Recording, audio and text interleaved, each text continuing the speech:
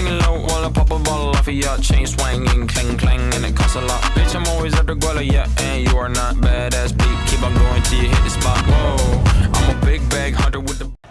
Assalamualaikum warahmatullahi wabarakatuh. Perkenalkan, kami dari kelompok 5 akan menjelaskan makalah kami yang berjudul Mental Disorder. Selanjutnya, perkenalkan, nama saya Sinta Dekaentari dan rekan saya Muhammad Azmi Aziz, Usmatun Hasanah. Mari disaksikan. Bismillahirrahmanirrahim. Assalamualaikum warahmatullahi wabarakatuh. Saya akan menjelaskan tentang mental disorder. Mental disorder adalah penyakit jiwa atau penyakit mental yang dapat mempengaruhi pola pikir, emosi, tindakan dari si pelakunya, seperti penyakit fisik lainnya. Mental disorder atau penyakit jiwa ini ada obatnya. Ada beberapa tanda orang yang terkena mental disorder. Pertama, sulit tidur, dan yang kedua, keputusasaannya tinggi, dan yang ketiga, tidak kepercayaan tinggi, dan yang keempat, emosinya cepat naik drastis, dan yang kelima, cara berpikirnya tidak realistis. Ada beberapa macam penyakit mental disorder ini. Yang pertama, depresi, gangguan jiwa, dan lain-lain. Dan yang selanjutnya, manusia modern dengan mental disorder. Ada beberapa gangguan mental disorder terhadap manusia modern. Yang pertama, kleptomania, yaitu kecanduan tidur. Ingin tidur terus, kecanduan akan bantal, guling, dan lain sebagainya. Dan yang kedua yaitu doromania, keinginan untuk memberikan hadiah yang tinggi dan menerima hadiah yang tinggi. Contohnya Juli, sedikit-sedikit ingin memberikan hadiah tanpa ada alasan. Misalkan dia mendapat juara, tapi ini tidak dia dapat juara, tapi dia ingin terus memberikan hadiah terhadap orang lain, dan Juli ini ingin terus menerima hadiah dari orang lain. Dan yang terakhir yaitu depresi. Orang modern seringkali depresi terhadap pekerjaannya, terhadap pendidikannya, dan lain-lain. Cukup sekian dari saya dan akan dilanjutkan oleh saudara Azmi. Teori mental disorder. Baik, yang pertama, beberapa teori mengenai mental disorder yang dapat digunakan untuk mengetahui tentang mental disorder. Yang diantaranya adalah yang pertama, teori demonologis. Teori demonologis menyebutkan sebab-sebab mental disorder yaitu unsur-unsur gaib dan setan-setan atau roh jahat atau sebagai hasil perbuatan dukun-dukun jahat.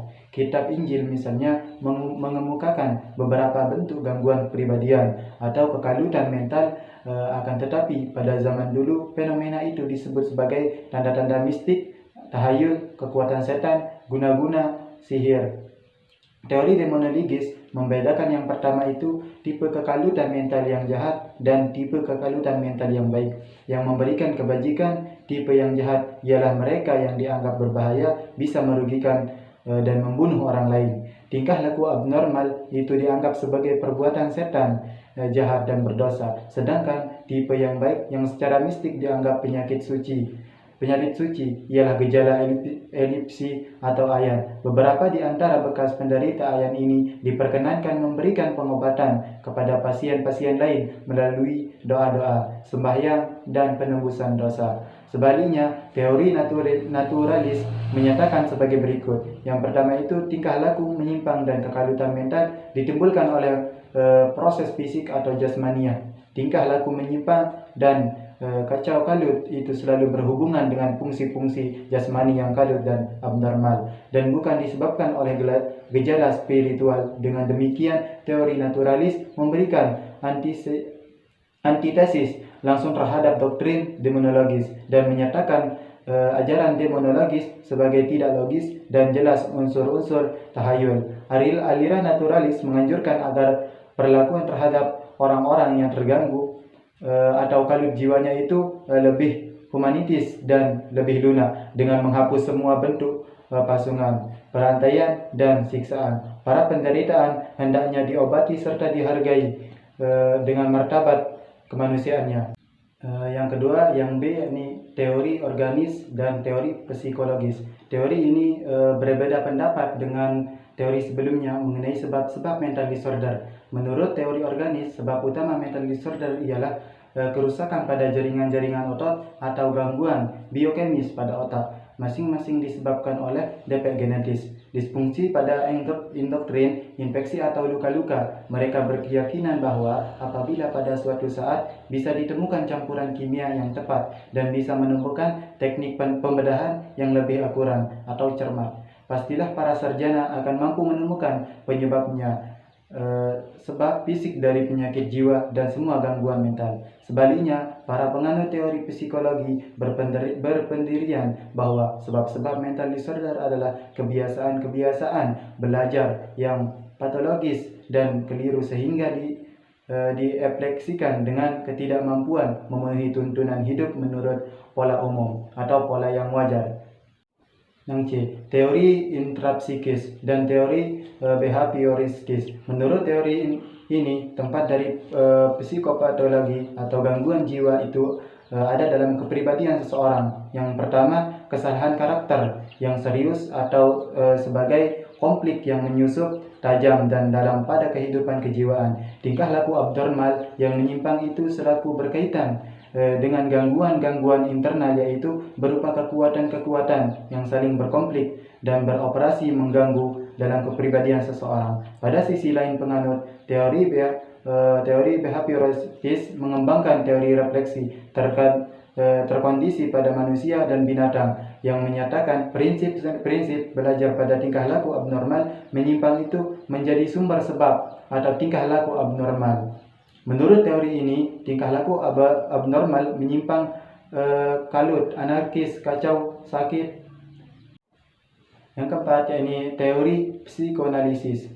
Menurut teori ini, sumber dari semua gangguan mental itu terletak dalam individu sendiri, yaitu berupa pertempuran batin antara dorongan-dorongan infantil melawan pertimbangan yang matang dan rasional. Berkaitan dengan ini, simptom-simptom lahirlah dalam bentuk tingkah laku abnormal yang menyimpang atau gangguan mental itu merupakan bentuk permukaan dari gangguan-gangguan intrapsikis yang serius. Teori yang dipelopori oleh Sigmund Freud ini berpendapat bahwa faktor-faktor kultural yang menjadi sumber penyakit dan tingkah laku abnormal dan mental disorder. Teori behavioristis yang dipelopori berpendapat bahwa semua tingkah laku abnormal dan mental disorder itu timbul dari proses pengkondisian dan tidak menjelaskan dari pengertian fiksasi atau motif-motif tidak sadar. Selanjutnya saya akan menjelaskan tentang faktor-faktor penyebab mental disorder. Lebih sederhana, mental disorder atau kekalutan mental adalah gangguan kejiwaan akibat ketidakmampuan seseorang menghadapi persoalan yang harus diatasi sehingga yang bersangkutan bertingkah laku secara kurang wajar. Ada dua gejala permulaan bagi seseorang yang mengalami mental disorder atau kekalutan mental. Adalah yang pertama, yaitu nampak pada jasmani yang sering merasakan pusing, sesak napas, demam, dan nyeri pada lambung. Yang kedua, yaitu nampak pada kejiwaannya dengan rasa cemas, ketakutan, patah hati, apatis, cemburu, dan mudah marah. Selanjutnya ada beberapa tahap gangguan kejiwaan, yaitu yang pertama, gangguan kejiwaan nampak pada gejala-gejala kehidupan si penderita, baik jasmani maupun rohani. Yang kedua, usaha mempertahankan diri dengan cara negatif. Yang ketiga, kekalutan mental merupakan titik patah atau mental breakdown, dan yang bersangkutan mengalami gangguan. Sebab ini ada beberapa sebab-sebab timbulnya mental disorder. Yang pertama itu kepribadian yang lemah akibat kondisi jasmani atau mental yang kurang sempurna. Dan yang kedua itu terjadinya konflik sosial, cara pematangan batin yang salah dengan memberikan reaksi yang berlebihan. Materi selanjutnya itu D, penanggulangan mental disorder. Persoalan tersebut dapat diselesaikan dengan beberapa cara. Yang pertama itu tetap aktif olahraga teratur dan menjaga kebersihan serta penampilan diri dapat membantu mempunyai perasaan positif. Yang B, melibatkan diri dalam kelompok. Yang C, ikut dalam kegiatan atau klub, bertemu teman secara teratur dalam suasana yang menyenangkan serta positif. Mempunyai sahabat tempat saling berbagi, bercerita, dan ikut kursus-kursus atau mempelajari hal baru. Dan yang terakhir itu yang D, menerima diri sendiri. Mungkin sekian dari presentasi kami. Ada saran dari saya sedikit, kita semua unik dan berbeda satu sama lain. Tidak ada manusia sempurna, semua orang mempunyai kelemahan seperti halnya kelebihan. Terimalah serta cintai diri sendiri secara wajar. Sekian pemaparan materi dari kelompok kami, terima kasih. Wassalamualaikum warahmatullahi wabarakatuh.